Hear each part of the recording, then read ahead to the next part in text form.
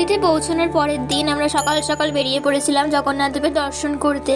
ওই দিন এতটাই ভিড় ছিল যে খুব কষ্ট করেই আমরা জগন্নাথ দেবের দর্শন করেছি, আর কষ্ট না করলে তো কেষ্ট মেলেও না।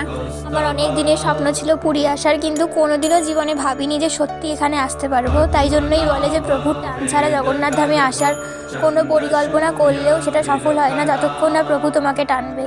8টার মধ্যেই আমাদের দর্শন হয়ে গিয়েছিল। তারপরে আমরা মন্দির থেকে বেরিয়ে পান্ডার সঙ্গে আশেপাশে যে রন্ধনশালা বা আরও অনেক জায়গা রয়েছে যেখানে স্নান করানো হয় স্নান যাত্রার সময়, সব কিছু আমরা খুব ভালোভাবে দর্শন করেছি। সমস্ত কিছু দর্শন সম্পূর্ণ করার পরে আমরা বাইরে এসে কিছুক্ষণ বসেছিলাম, আর তারপর 2টো টোটো ভাড়া করে বেরিয়ে পড়েছিলাম সাইট সিনের উদ্দেশ্যে। আমরা গুপ্ত বৃন্দাবন, জগন্নাথ দেবের পিসির বাড়ি, মাসির বাড়ি, আরও অনেক ছোটো ছোটো মন্দির দর্শন করেছিলাম। আর গুপ্ত বৃন্দাবনের মধ্যে অনেক কিছু দেখাচ্ছিল, আমার তো খুব ভালো লেগেছে।